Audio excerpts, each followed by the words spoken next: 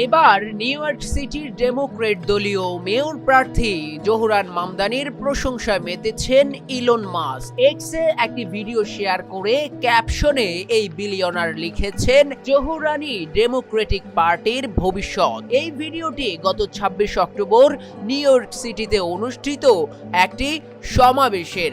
সেখানে শহরটির governor Hochul মামদানির পক্ষে সাফাই গান এবং ভোট চেয়েছেন।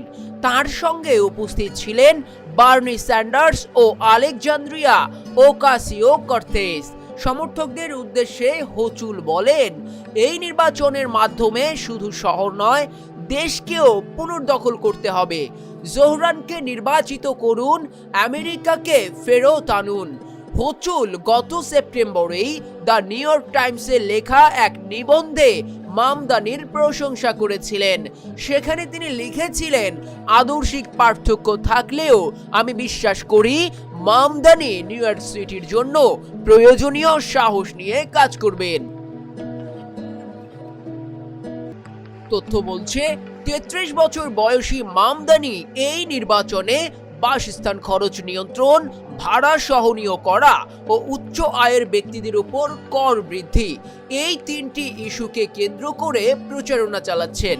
সম্প্রতি নির্বাচনী প্রচারণার মধ্যে মামদানির এক মন্তব্য ঘিরে বিতর্ক তৈরি হয়েছে। ব্রঙ্কসের এক মসজিদের বাইরে দেওয়া বক্তব্যে তিনি বলেন, 9/11-এর পর আমার খালা হিজাব পরে সাবওয়েতে উঠতে ভয় পেতেন। তখন থেকেই মুসলিম নিউ ইয়র্কবাসীরা শিখেছে তাদের ধর্মীয় পরিচয় লুকিয়ে রাখতে হবে। নানা বিতর্ক সত্ত্বেও মামদানি ক্রমেই তরুণ ভোটারদের মধ্যে জনপ্রিয় হয়ে উঠেছে।